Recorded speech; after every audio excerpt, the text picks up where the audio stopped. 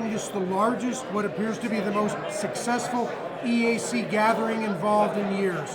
What has it been like being EAC president and end with this as your final achievement? Well, in some respects it's pure luck. I think that because of the existence of the ANA here in Colorado Springs and the fact that spring weather in Colorado is generally just picture perfect, and we have Pikes Peak looming over the hotel here, there are so many things that are very attractive about having our annual convention here in Colorado. The fact that it's the last of the three that I've presided over just makes it that much more special, because I've always wanted to come to Colorado Springs as one of our destinations. So it's been a great ride for me. I'm sure that Bill Eckberg will do an equal or even better job than I have, and yet had there not been somebody willing and able to perform those duties, I'd be happy to do it another 3 years. And what about your achievements? Do you feel like you achieved what you set out to do as president? Well, I think so. When we started, thanks to Dennis Loring, the person who was the president just prior to me, we had some very difficult financial decisions to make.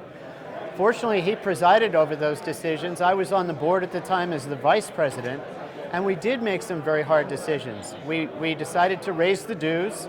We decided to cut back from 6 issues annually to 4 on Pennywise. That was a cost savings measure, not so much because we would be reducing the content of Pennywise, but rather we'd be mailing it only 4 times a year instead of 6. So there were some hard decisions that had to be made before I came on board as president. And in the meantime, it hasn't been a completely clear sailing course. There's always controversy that comes up in any administration, but I've had a superbly helpful executive committee working with me. We've been able to resolve issues very quickly and amiably. We've been almost a unanimous consensus on every issue that we've had to deal with, and all of those things have made my administration, or my tenure, an extremely pleasant one. I would hope that Bill has the same pleasant experience that I've had over the last 3 years. What have been some of the challenges about the position?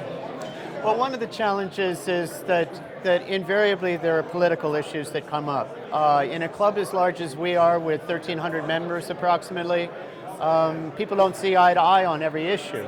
And so it's up to the president and the executive committee to try to reach a common ground and try to do the best thing for the future of the club. That's the kind of thing that's never going to change. And so I would hope that the number of controversies that we have are no more difficult than the ones that we face, because quite frankly they were quite easily dealt with. And what does the future hold for Bim Gander? The future holds for Bim Gander? Well, that's an interesting question. I retired somewhat prematurely and moved from California to Oregon. And fortunately, my wife Cindy and I have made literally dozens of friends in Central Oregon.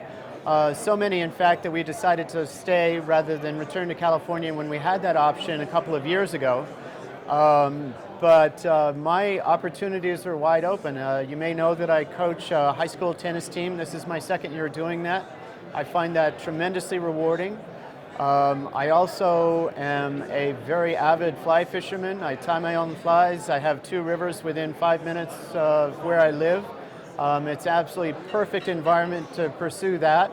But also I'll continue to collect, and I'll continue to be extremely interested in what EAC is doing for as long as I collect coins, which hopefully will be as long as I live.